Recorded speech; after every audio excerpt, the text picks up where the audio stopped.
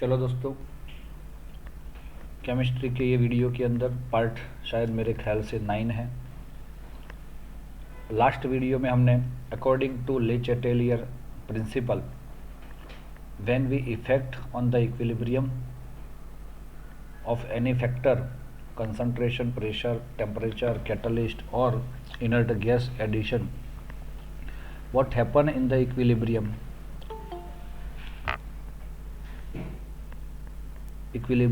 goes to forward direction or reverse direction. Product may be more or less. This everything were discussed by us. Now next topic for this is ionic equilibrium in a solution. दोस्तों, ये ionic equilibrium word जो आपको समझ दिखाई दे रहा है, उसके अंदर सिंपली एक रिएक्शन भी दिया हुआ है आपको, और हमने भी ऑलरेडी इसको आगे डिस्कस कर लिया है। जैसे कि Fe+3 + HCN-, याद है Fe+3 + HCN-। Fe+3 yellow colour का था और HCN- कौन से कलर का था? कलरलेस था। ओके, और ये कैसे कलर का बनता था? रेड कलर का, डीप रेड।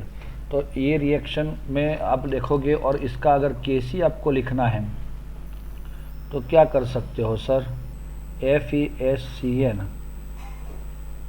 +2 का concentration divide by concentration of Fe+3 into concentration of HCN-।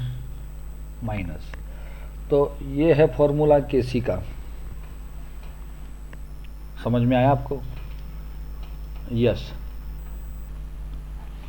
तो ये इक्विलिब्रियम कांस्टेंट का जो फॉर्मूला है एज इट इज़, जैसे हम नॉर्मली इक्विलिब्रियम का फॉर्मूला लिखते हैं वैसे भी लिख सकते हैं इसको। तो दोस्तों, ये ध्यान में रखना है हमें, सिर्फ हमें आयोनिक इक्विलिब्रियम में इतना दिया हुआ है। अब हम जा रहे हैं एक नए टॉपिक पे।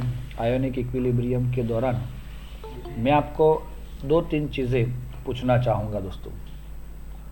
हमारे पास ऐसा एक बीकर है, सिमिलरली ये दूसरा बीकर है। बहुत ध्यान रखने की आवश्यकता है, बहुत इंटरेस्टिंग टॉपिक बनेगा ये।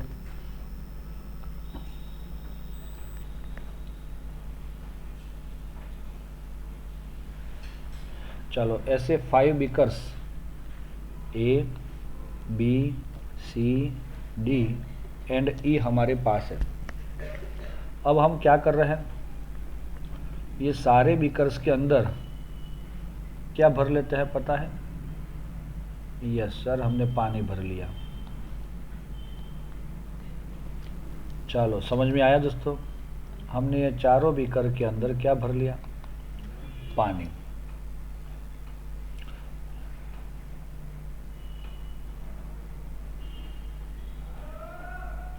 अब हम क्या करते हैं? इसके अंदर NaCl डालते हैं। क्या डालते हैं? NaCl। तो ये क्या बन गया दोस्तों? NaCl aqueous. यस और नॉट? ये NaCl सॉलिड डाला था, अब ये बन गया NaCl एक्वायस। मैं आपको बता रहा हूँ कि ये जो था बीकर, उसके अंदर हमने पानी बिना डाले पानी, चलो पानी इसमें है ही नहीं ऐसा समझ लो, और हमने इसमें क्या डाला था? यस, NaCl का सॉलिड पीस।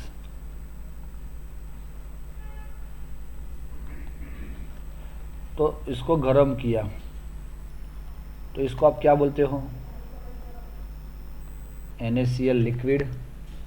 मतलब क्या हुआ? Molten NaCl, aqueous NaCl। ये 2 चीज़ हुई। चलो, रेडी हो दोस्तों? तीसरी चीज़ में ये जो बीकर है C, उसकी जगह हम कुछ चेंज कर लेते हैं। ओके, तो हमने लिया है ऐसा ही, क्या, तो पीस ऑफ NaCl, उसके अंदर ऐसे आयंस होते हैं Na plus Cl minus, Na plus Cl minus, Na plus Cl minus, Na plus Cl minus, Na plus Cl minus, Na plus Cl minus. क्या होता है दोस्तों, NaCl का सॉलिड पीस है, तो इसको हम ऐसा बोल सकते हैं, this is your NaCl solid. तो हम इसको क्या बोलेंगे, NaCl सॉलिड। ये सॉलिड था, बीकर के अंदर सॉलिड था, लेकिन उसको हीट किया तो क्या हो गया, ये लिक्विड, और लिक्विड मतलब मोल्टन। अब इसमें पानी ही है दोस्तों, मैंने इसके अंदर डाला है CH3COOH। किसी को इसका नाम पता है तो वो बोल सकता है।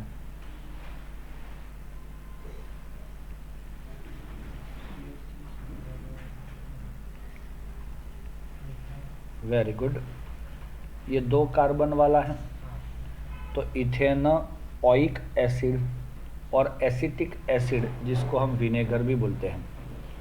दोस्तों ये अगर इसके अंदर हमने डाला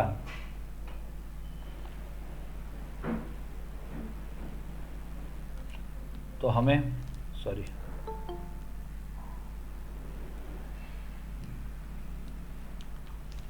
देख सकते हो आप लोग, CH3COO minus and H plus ऐसे आयंस इसके अंदर मिलते हैं, और कभी कभी CH3COOH ऐसा का ऐसा भी रहता है।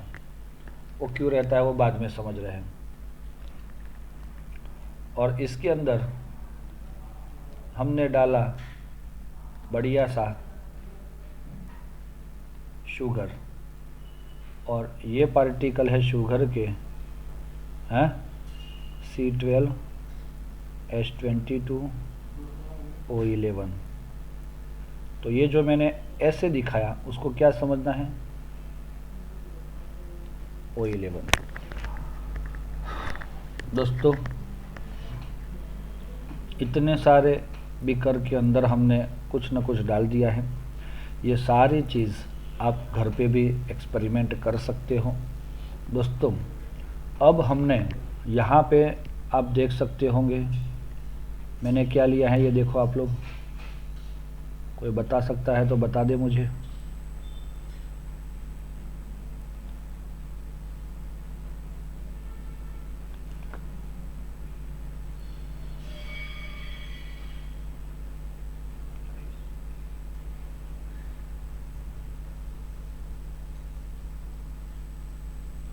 चलो किसी को समझ में आया, ये मैंने लेफ्ट साइड पे कॉर्नर पे क्या ड्रॉ किया,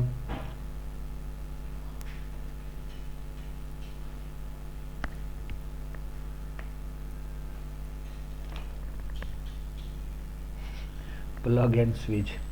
बिल्कुल सही है कि भाई यहाँ पे ये स्विच है और ये प्लग है। अब इसमें से हम वायर ऐसे निकाल रहे हैं और वो वायर इसके अंदर डाल रहे हैं। कौन से सॉल्यूशन में, NaCl के सॉल्यूशन में, पानी वाले।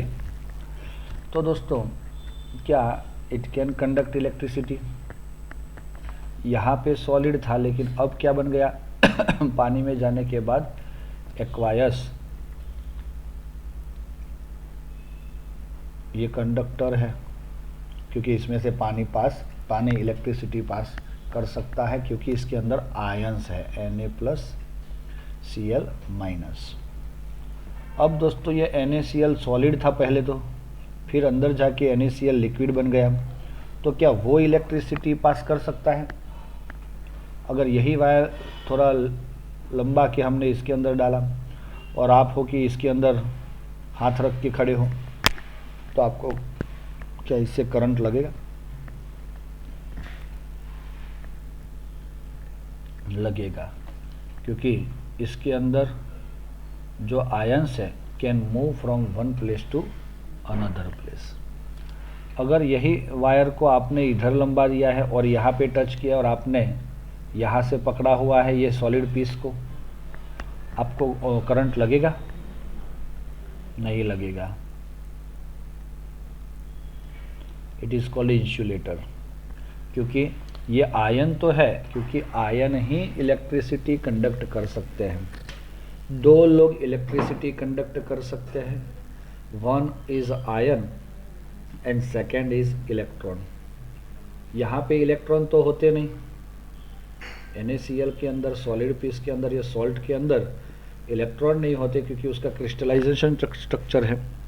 और दूसरी चीज़ कि वो सॉलिड फॉर्म में जब होता है,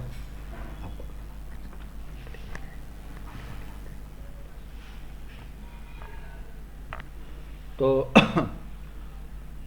इसमें से कि कोई भी आयन अपना प्लेस रिमूव करके अथवा तो रिप्लेस करके दूसरी और जगह नहीं जा सकता। सो NaCl solid is insulator, solid है इसीलिए। अब यही वायर हमने आगे लगा दिया, CH3COOH का जो सॉल्यूशन है उसमें से इलेक्ट्रिसिटी पास हो सकती है? यस, हो सकती है। इट इज़ अ कंडक्टर, क्योंकि इसमें भी आयंस तो है ना। दूसरी चीज और आगे ले जा रहे हैं, शुगर वाले सॉल्यूशन में हमने ये वायर डाल दिया, तो क्या ये इलेक्ट्रिसिटी कंडक्ट कर सकता है?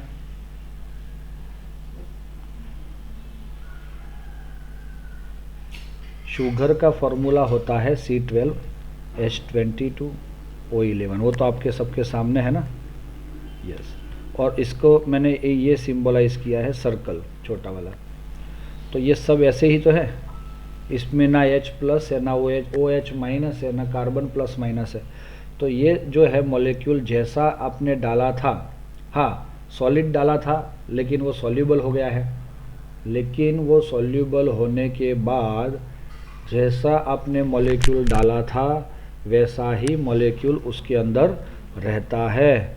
इसको मैं जूम करके बताऊँ आपको तो ज़्यादा समझ में आएगा। ये पानी है, आपने शुगर डाला,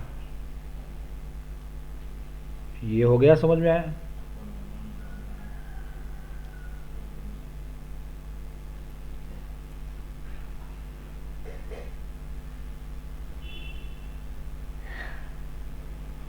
आप घर पे भी जब शुगर को पानी में डालते हो और चाय बनाते हो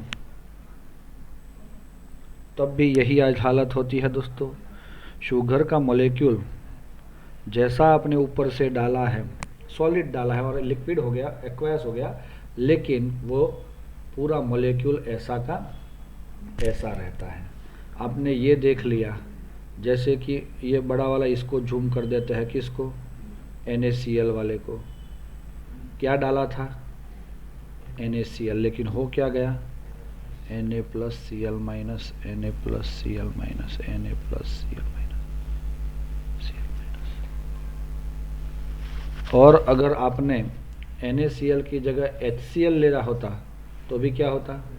सेम NaCl के जैसे ही NaH प्लस और Cl माइनस बनता है ना।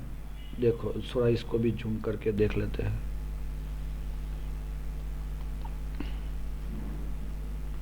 HCl, H plus Cl minus H plus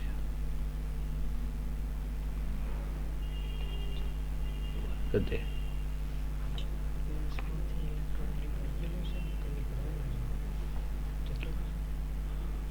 चलो ऐसा मिल गया, ऐसा मिल गया हमें।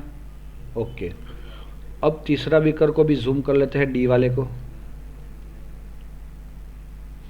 जैसे ही मैंने ये पानी के अंदर एसिटिक एसिड डाला CH3COOH, तो ये मॉलिक्यूल मैक्सिमम ऐसा ही रहा। कैसा? CH3COOH, CH3COOH, बट बहुत कम प्रोपोर्शन में ये क्या रहा? CH3COO minus and H plus. और इसकी वजह से हम ये बोल सकते हैं क्या कि इसमें आयंस कम है ना। चलो C12H22O11। तो ये अब एक देखो दोस्तों, मैं ये समझाना चाहता हूँ। अभी मुझे एक क्वेश्चन पूछा गया नील ने कि भाई NaCl है, तो क्या इसमें से सर इलेक्ट्रॉन, इसमें से जब पानी में डाला आपने तो ये निकल गया, इसमें से Na इलेक्ट्रॉन गया और Cl ने इलेक्ट्रॉन लिया। लेकिन दोस्तों मैं बता देता हूँ, मैंने ये कैसा लिया था, NaCl सॉलिड।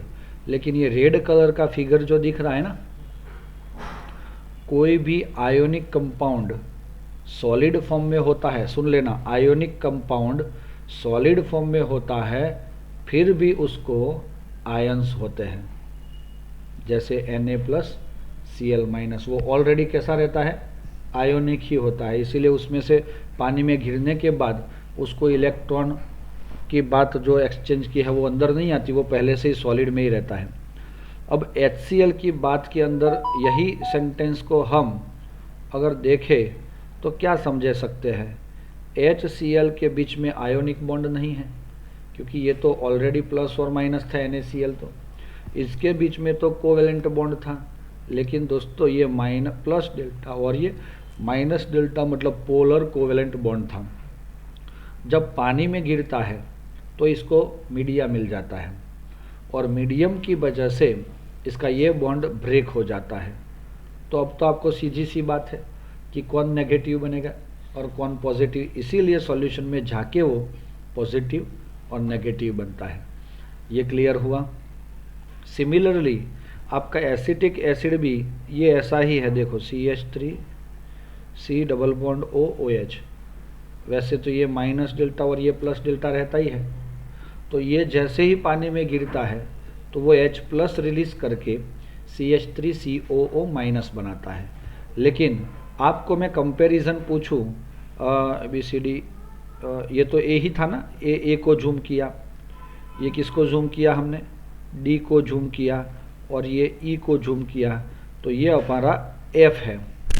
तो F वाला और D वाला ये दोनों में क्या डिफरेंस है दोस्तों, सर दोनों में कोवेलेंट बॉन्ड है और दोनों में H+ रिलीज होता है, लेकिन H+ यहाँ पे बहुत ही कम रिलीज होता है। कहाँ पे, CH3COOH में। समझ में आ रहा है। आपने एक वर्ड सुना है इलेक्ट्रोलाइट,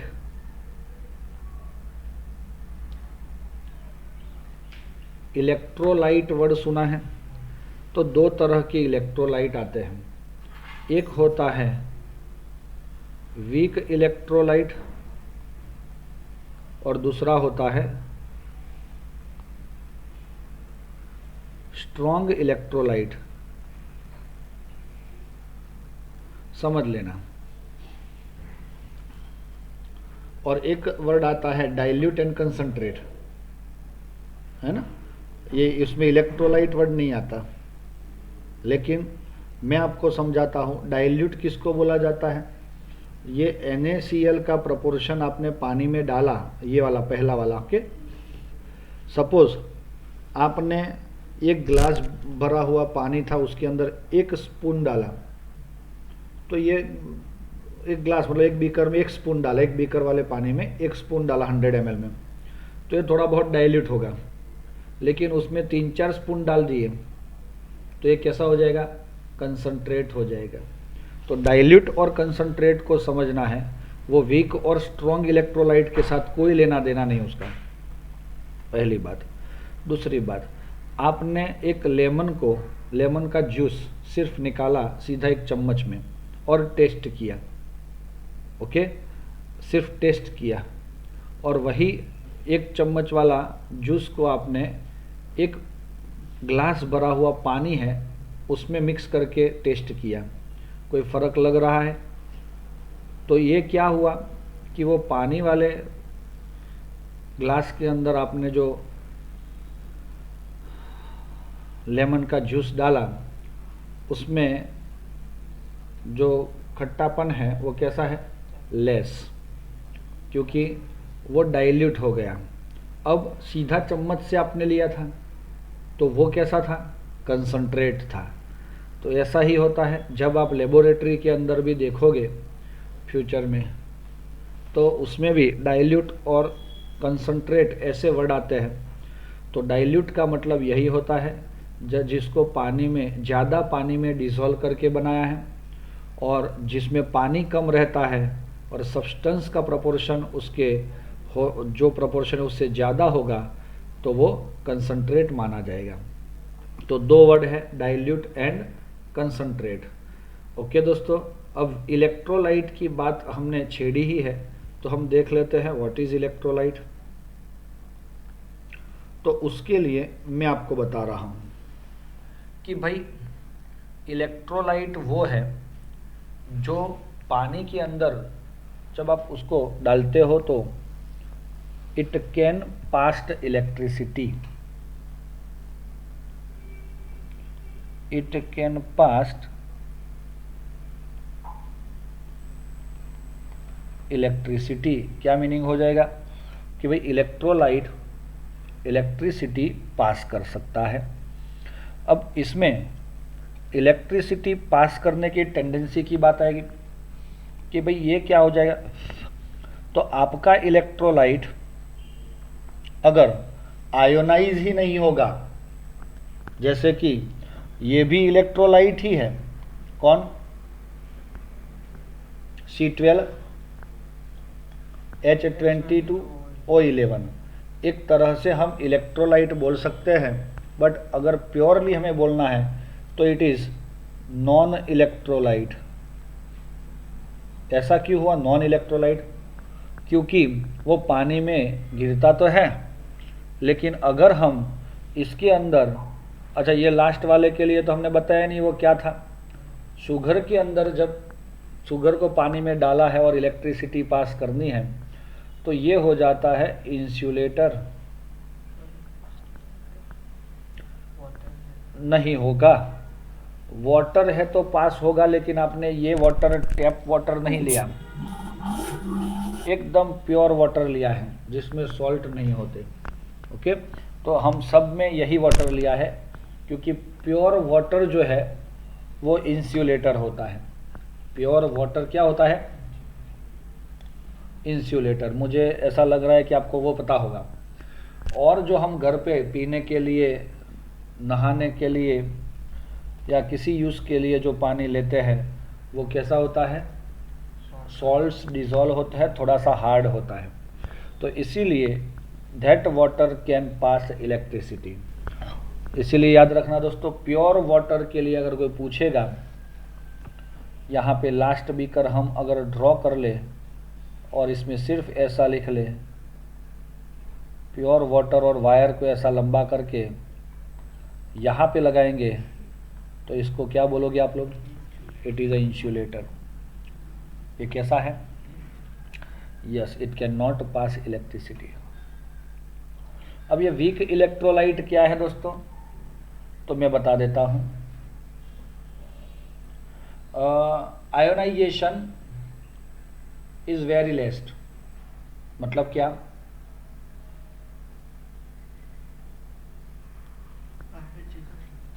यस,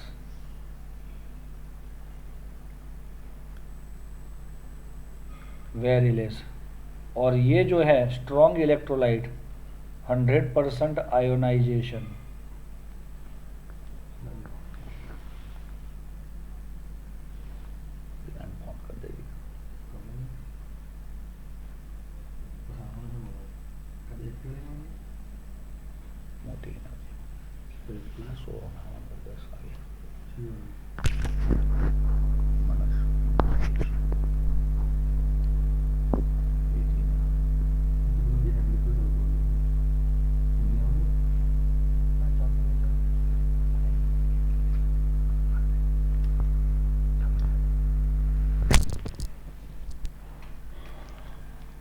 ओके दोस्तों, आयोनाइजेशन इसका लेस होता है, मतलब क्या हुआ कि जो पानी में गिरता तो है लेकिन आयंस कम देता है। आयंस कम देगा तो उसकी इलेक्ट्रिसिटी भी वो कम पास करेगा। जैसे कि इसका एग्जांपल क्या ले सकते हो आप, आपके सामने है CH3COOH। अगर मैंने यहाँ पे 10 मॉलिक्यूल एसिटिक एसिड के डाले हैं तो उसमें से सिर्फ एक का ही आयोनाइज हुआ, बाकी के सब क्या हो गए, सॉल्यूशन में जैसे थे रहे। 100% आयोनाइजेशन के लिए हम क्या लिखेंगे, HCl NaCl we can write, क्योंकि उससे क्या मिलता है आपको कि भाई जितना डाल रहे हो उतना पूरा आयोनाइज हो जाता है। तो स्ट्रॉन्ग और वीक के लिए आपको सिर्फ इतना ध्यान में रखना है कि substance which can completely ionize in the water, that is called strong electrolyte. Ionized होना मतलब आयंस बनना, लेकिन जो बहुत कम प्रोपोर्शन में होता है उसको वीक इलेक्ट्रोलाइट, और जो होता ही नहीं है आयोनाइज उसको क्या बोलोगे, non electrolyte. Okay, non electrolyte और इंसुलेटर बोल सकते हैं। तो मेरे ख्याल से आपको ये समझ में आ गया होगा। यहाँ पे मैंने 100% लिखा ना, मैंने यहाँ पे 5% आयोनाइजेशन ऐसा लिख सकते हैं। क्या लिख सकते हैं, 5% आयोनाइजेशन। और दोस्तों अगर उसके अंदर भी इक्विलिब्रियम होता है, अब देखो मैं बताता हूँ, HCl का रिएक्शन हम कैसे लिख सकते हैं, सुनो इधर। HCl को मैंने पानी में डाला तो हम क्या लिख सकते हैं sir, H plus aqueous plus Cl minus aqueous लिख सकता हूँ ऐसे, जो देखो अपने। लेकिन अगर मैं CH3COOH को पानी में डालूंगा तो क्या लिखूंगा, very good, CH3COO minus and H plus. Actually वो पानी के साथ होके H3O प्लस बनता है, लेकिन आपका ये जो फॉर्मूला है इसके अंदर ये देखो एसिटिक एसिड डाला था पानी में और ये आयन बन गया। तो सर इसमें तो ये भी बन रहा है, ये बना नहीं है, वो तो है। अगर वो है तो हम ऐसा बोल सकते हैं कि इसके अंदर इक्विलिब्रियम एस्टेब्लिश्ड हो सकता है। तो जो वीक इलेक्ट्रोलाइट है उसके अंदर equilibrium establish,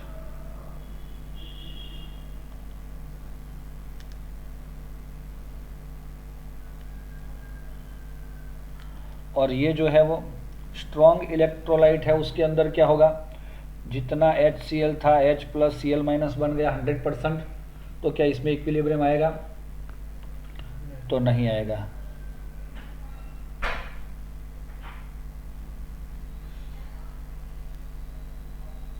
equilibrium not established. Okay दोस्तों, ये बहुत बहुत इंपॉर्टेंट थिंग है। और जो ये वीक इलेक्ट्रोलाइट है उसमें इक्विलिब्रियम होता है तो समझ लो उसको क्या बोला जाता है, आयोनिक इक्विलिब्रियम, क्योंकि उसमें एक साइड पे देखो तो आयंस है कि नहीं, so it is called ionic equilibrium. तो ये जो है आपका आयोनिक इक्विलिब्रियम के अकॉर्डिंग ये कौन सा सॉल्यूशन आपको इलेक्ट्रिसिटी कंडक्ट करके देगा या नहीं देगा, वो मुझे लग रहा है कि आपको समझ में आ गया होगा।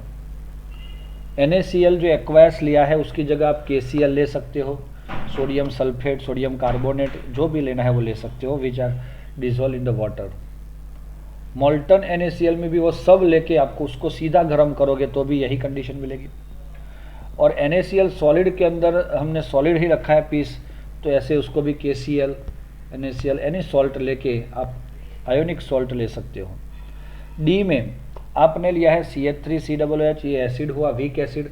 ऐसे ही आपको शायद पता होगा वीक बेस होता है, अमोनिया होता है, या तो NH4OH होता है, तो उसको ले सकते हो। शुगर जो है उसकी जगह आप लोग ग्लूकोज, यूरिया, तो ये ऐसे मॉलिक्यूल है कि जो कभी पानी में आयन्स नहीं देते, तो इसीलिए ये मॉलिक्यूल आप ले सकते हो। वॉशिंग सोडा नहीं ले सकते क्योंकि उसके अंदर फॉर्मूला बहुत बढ़िया आता है, Na2CO3 सोडियम कार्बोनेट, और वो Na+ और CO3- 2 बन जाता है। तो इसीलिए वो इसके अंदर शुगर वाले में नहीं आएगा। प्योर वाटर तो प्योर ही रहता है। तो दोस्तों स्ट्रॉन्ग इलेक्ट्रोलाइट जो F वाला है उसके अंदर आप NaCl को भी ले सकते हो, HCl, H2SO4, HNO3 जैसे स्ट्रॉन्ग एसिड जो आप बोल रहे हो ना स्ट्रॉन्ग एसिड, तो वो स्ट्रॉन्ग एसिड है, इसका मतलब ये नहीं कि वो ज़्यादा वो कंसंट्रेशन है इसलिए स्ट्रॉन्ग बोला जाता है, लेकिन क्या है वो 100% आयोनाइजेशन वाटर में देता है इसीलिए वो स्ट्रॉन्ग बोला जाता है।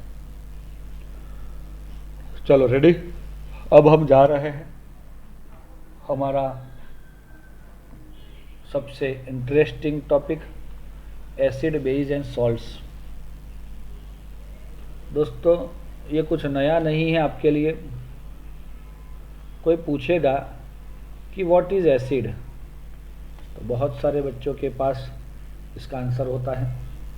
जानते हो ना क्या है acid? Yes, the substance which can give H plus in water. Then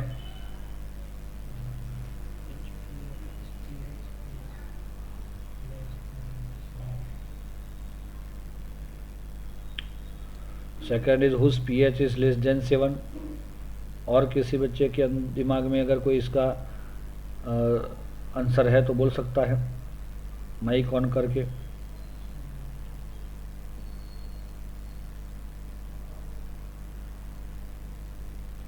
test कैसा है इसका? सौर टेस्ट है, खट्टा है, सौर बोलते हैं उसको। फिर लिटमस में क्या करता है?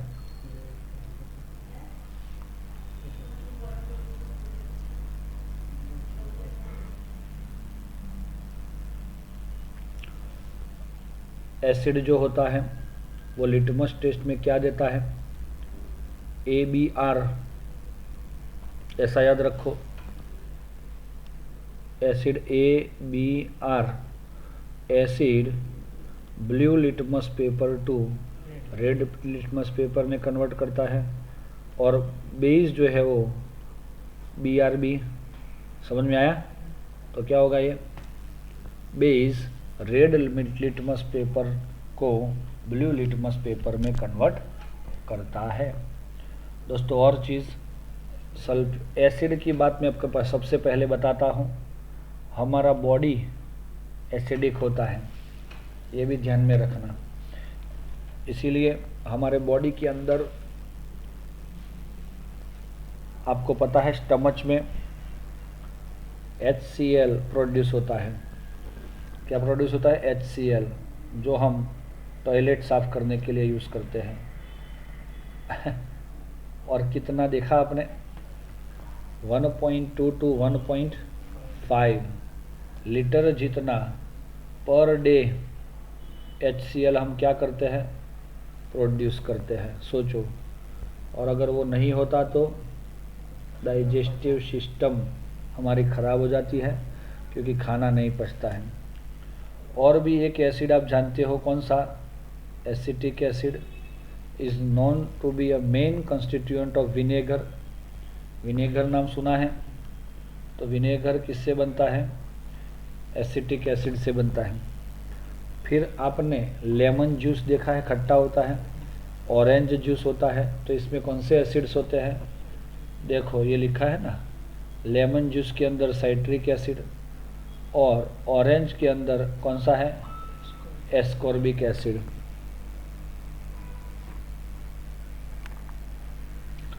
And tartaric acid is found in tamarind paste. समझ में आया दोस्तों? ये सारे चीज़ MCQ के लिए और आपके जनरल नॉलेज के लिए भी इम्पोर्टेंट है। टार्टरिक, टर्मरिन, समझ में आया? टर्म ऐसे याद रख लेना आप लोग। As most of acid taste और द वर्ड एसिड कहाँ से आया? एसिडस। एसिड वर्ड आता है कहाँ से? तो एसिडस से, क्योंकि सबसे पहले जो एसिड मिले थे उनका कुछ कॉमन अगर प्रॉपर्टी था तो उनका टेस्ट था।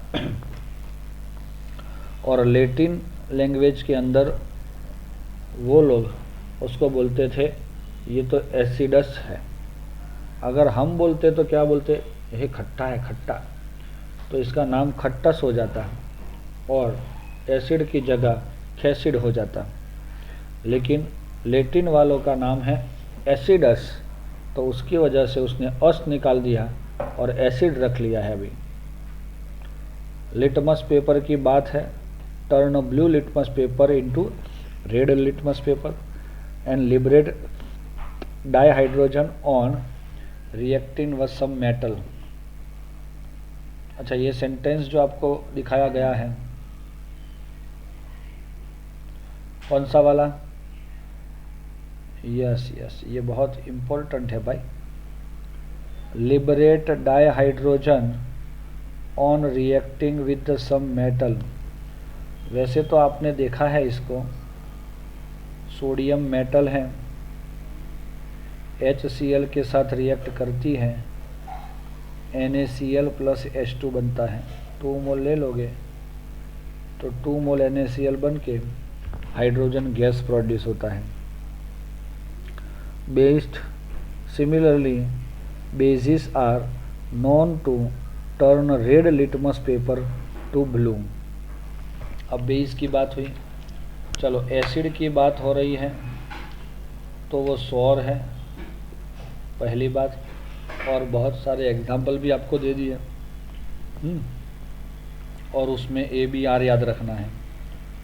बेस की बात कर रहे हैं तो बेस के अंदर आपको क्या बताया, it turns red litmus paper two blue litmus paper. हाँ दोस्तों, बिटर टेस्ट होता है इसका, टेस्ट किया है कभी बेस का? बिटर टेस्ट खाते वक्त, अगर नहाते वक्त अगर साबु मुंह में चला जाता है तो बढ़िया सा टेस्ट आता होगा, है ना? वही बिटर होता है जो तूरा लगता है, तूरा तूरा। और ये fill Sophie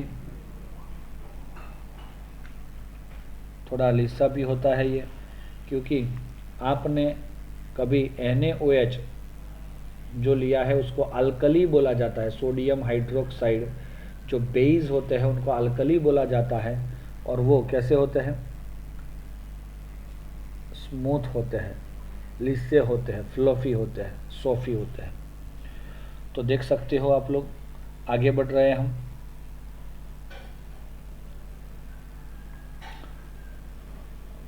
washing soda is our common example.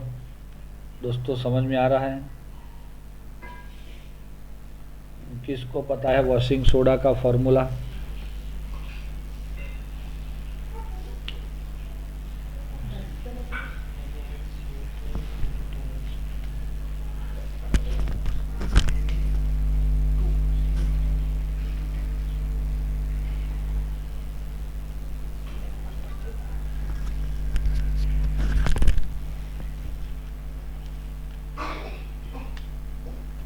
किसी को नहीं पता?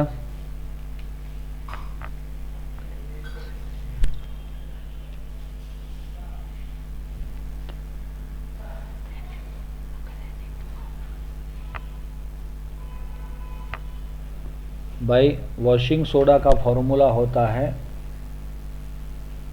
N2CO3 10H2O। N2 की कोथड़ी में 10 पानी है, समझ में आया? दैट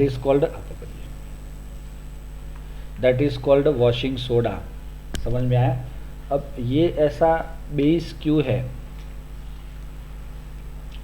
आपने कभी ये वॉशिंग सोडा तो ये जनरल है, घर पे जो डिटर्जेंट यूज़ करते हैं, या तो कपड़ा धोने का सौफ है या तो नहाने का सौफ है, वो पानी में थोड़ा बहुत डिज़ोल्व करके अगर उसको टेस्ट करोगे, चेक करोगे, तो वो बेस दिखता है। ये सारे उसके जो प्रॉपर्टी है वो आपको दिखेंगे।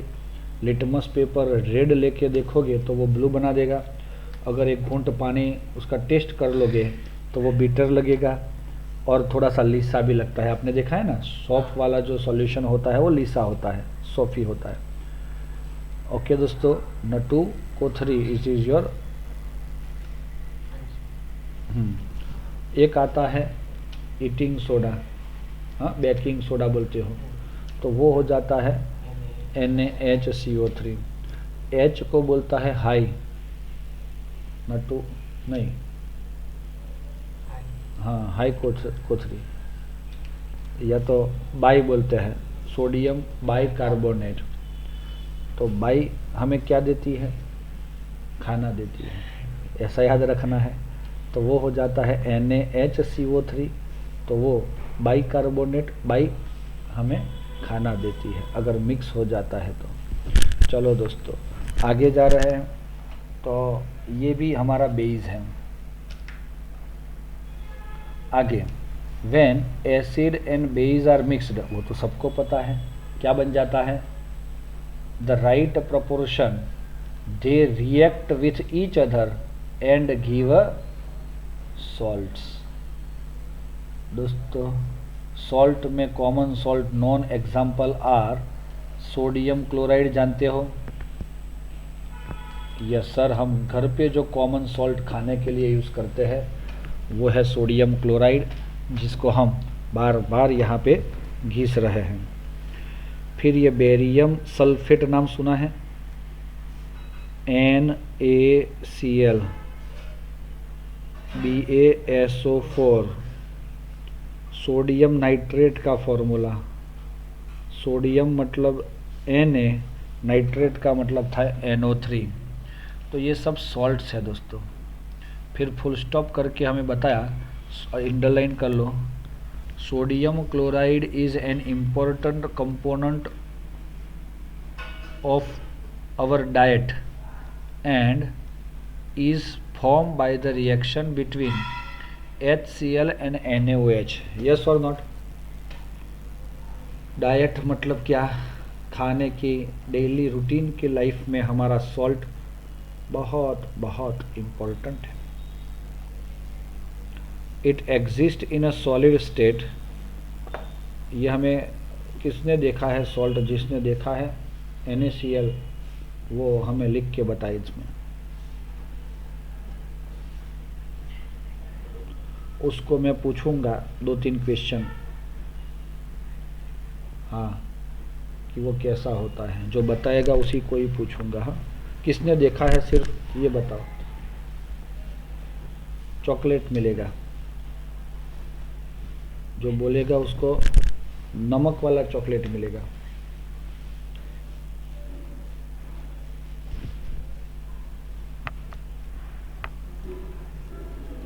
अरे ये बच्चों ने कुछ नहीं देखा बेचारों ने।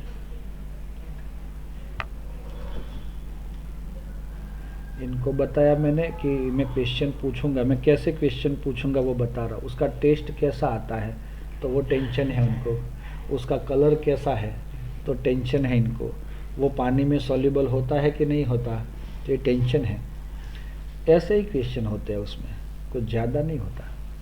और कितना प्रोपोर्शन डालते हो, ज़्यादा हो जाएगा तो क्या हो जाएगा, ऐसा पूछूंगा। कहाँ से मिलता है वो पूछूंगा। हाँ, तो ये सब क्वेश्चन पूछूंगा, तो आप लोग आंसर तो दो मुझे।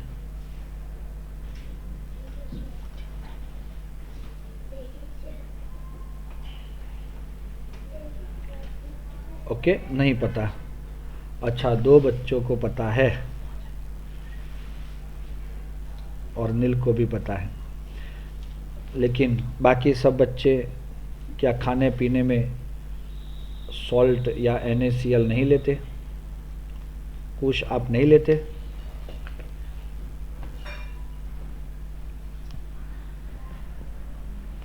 वही सॉल्ट है अपना NaCl, जिसको हम खाने में यूज़ करते हैं। हाँ, तो उसका टेस्ट नहीं पता आपको? बढ़िया सा टेस्ट होता है उसका, है ना?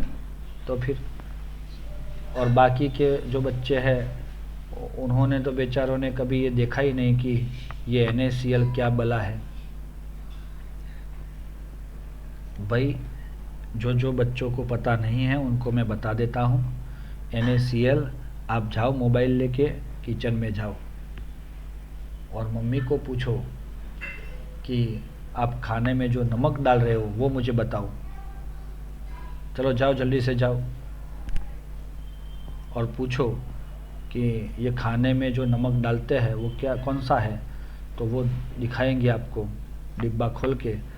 तो वो डिब्बे में जो वाइट कलर का एकदम मस्त पाउडर है, उसको थोड़ा सा चपटी ले लो और उसका टेस्ट करो। लेबोरेटरी में ऐसे कभी टेस्ट मत करना, वरना आपका टेस्ट हो जाएगा। घर पे ऐसे टेस्ट कर सकते हैं। ये है NaCl, कैसा लगा?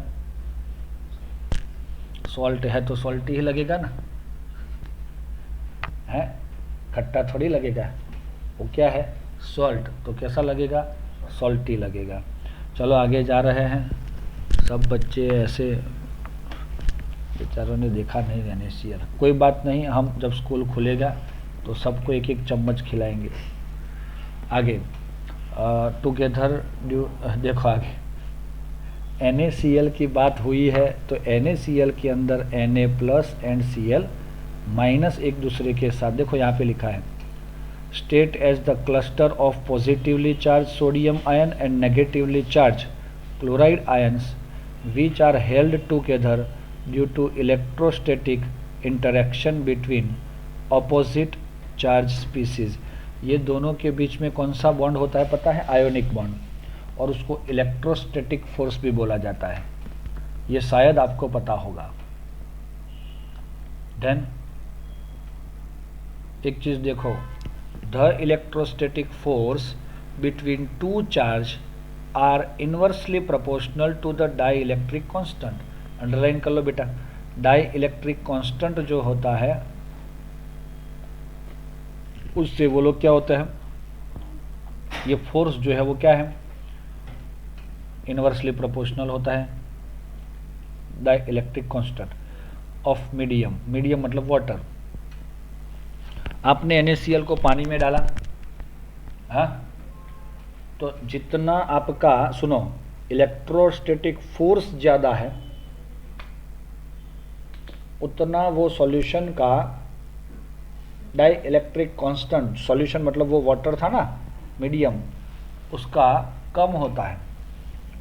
Water is a universal solvent possess a very high dielectric constant। पानी का तो डाइलेक्ट्रिक कांस्टेंट बहुत ज़्यादा है। Thus when sodium chloride is dissolved in water, the electrostatic interaction are reduced। अब आपको बता दिया कि भाई डाई इलेक्ट्रिक कांस्टेंट पानी का तो बहुत ज़्यादा है, तो अब वो क्या करेगा? उसके बॉन्ड को तोड़ेगा। किसके? NaCl के। मतलब कौन से बॉन्ड थे वो? इलेक्ट्रोस्टैटिक इंटरेक्शन जो था, आयोनिक बॉन्ड, उसको वो तोड़ता है और उसको वीक बनाता है और उसको तोड़ के डिसॉल्व कर देता है। तो कोई आपको पूछेगा कि why salt NaCl is dissolve in water.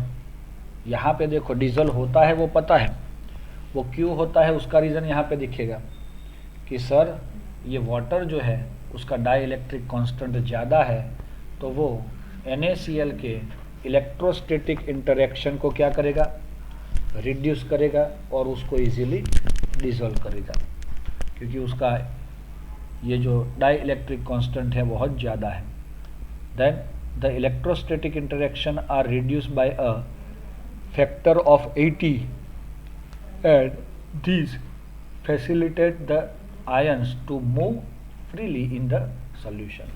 और इसीलिए बीच में बॉन्ड ही नहीं बचेगा। पानी का जो मॉलिक्यूल है ना, और पानी का खुद में भी क्या हुआ कि डाई इलेक्ट्रिक कांस्टेंट इतना ज़्यादा है तो उसके अंदर भी वो स्पेस ज़्यादा रहता है। वो NaCl के आयंस, NaCl के जो है मॉलिक्यूल, उसके आयंस को वो अलग अलग करके उसको मूवमेंट करने का रास्ता क्लीन करके देता है। So freely in the solution they can move. Also they are well separate due to hydration with water. दोस्तों यहाँ पे आपको एक फिगर दिया हुआ है, हाइड्रेशन विथ वाटर। सपोज हमने NaCl को पानी में डाला तो हमारा Na+ एक्वायस Cl- एक्वायस बनता है। Na प्लस एक्वायस के साथ आपका Cl माइनस आता है।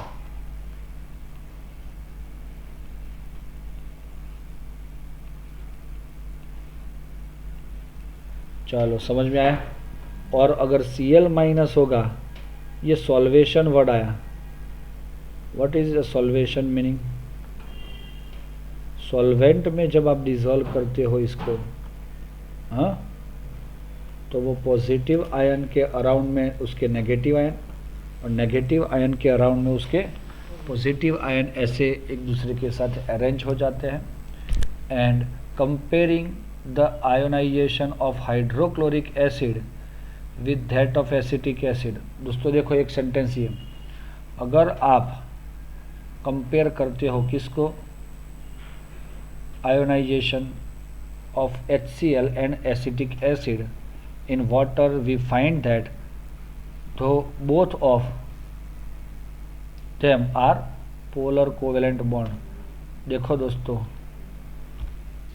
HCl एंड कौन, CH3COOH, ये मैंने बताया था अभी ही आपको, प्लस डेल्टा और माइनस डेल्टा। तो जैसे ही वो पानी में गिरते हैं तो H प्लस और Cl minus, CH3COO minus and H plus, ऐसा था।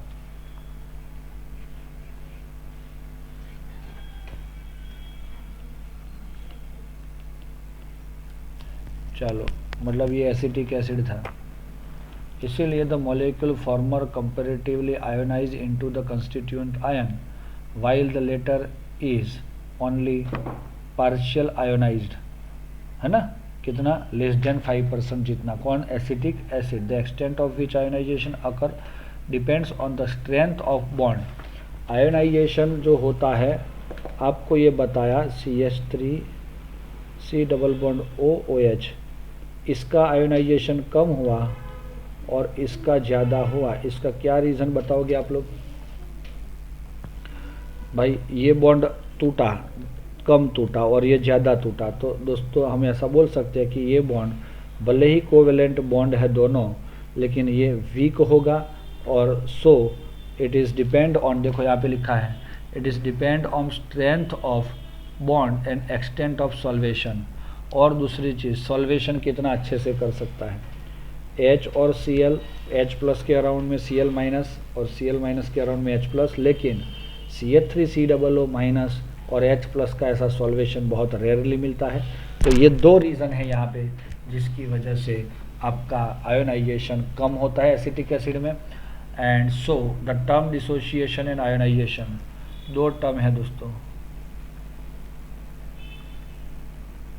मैं अगर आपको पूछूंगा तो ये दोनों वर्ड अलग है कि सेम है? है?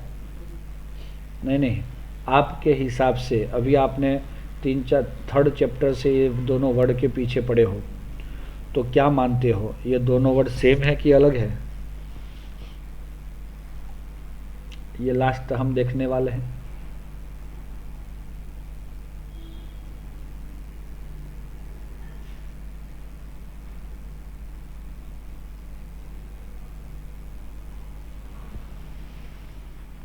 चलो दोस्तों, टर्म डिसोसिएशन डिफरेंट है, पढ़ लिया ऐसा लग रहा है मुझे, है ना।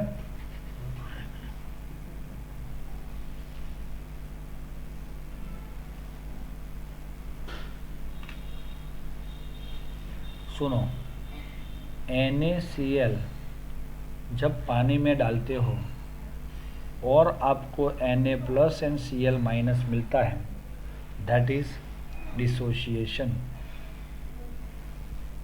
और अगर आपने HCl को पानी में डाला और H प्लस और Cl माइनस बना, तो उसको क्या बोलोगे आप? आयोनाइजेशन। क्या फर्क है दोनों में, किसी को समझ में आता है? चलो बता देता हूँ, सुनो।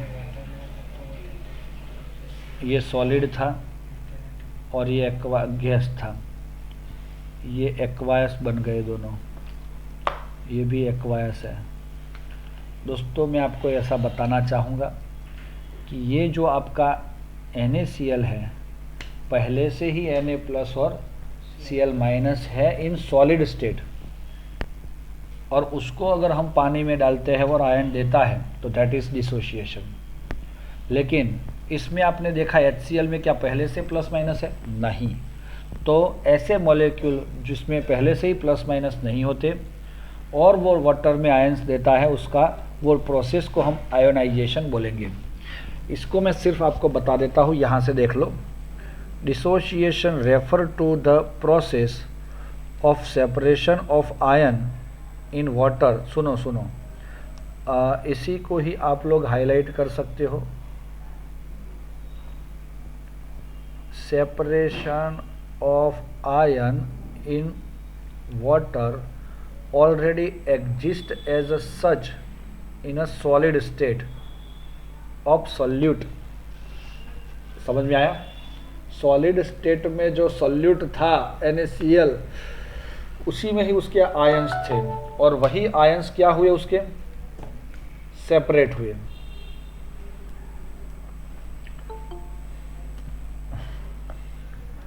और on the other hand ionization को क्या बोलोगे? Corresponding to process in which a neutral molecule like HCl, समझ में आया, स्प्लिट इनटू चार्ज आयन, मतलब H+ and Cl minus in the solution, उसको क्या बोलोगे? यस। तो आप लोग अंडरलाइन तो किया होगा, लेकिन शायद ये एग्जाम्पल नहीं लिखे होंगे इस तरह से, तो वो लिखने चाहिए। समझ में आ रहा है? जो जो सेंटेंसेस के अकॉर्डिंग जो जो इक्वेशन हम लिख रहे हैं वो बहुत ज़्यादा इम्पोर्टेंट है आपके लिए समझने के लिए। Here we shall not distinguish between the two and use the two term interchangeable.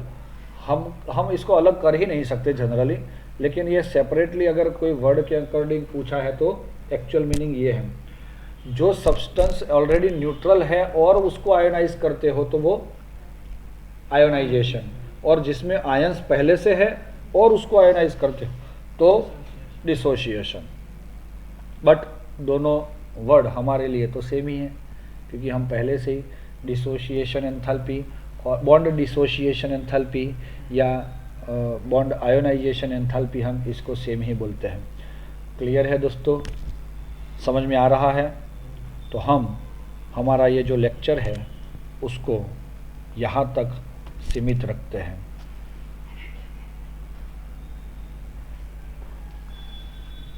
Thank you दोस्तों। और सुनो, जो जो बच्चों का वो पेपर सबमिशन पेंडिंग है वो सारे बच्चे आज ही पेपर सबमिट करवाएंगे।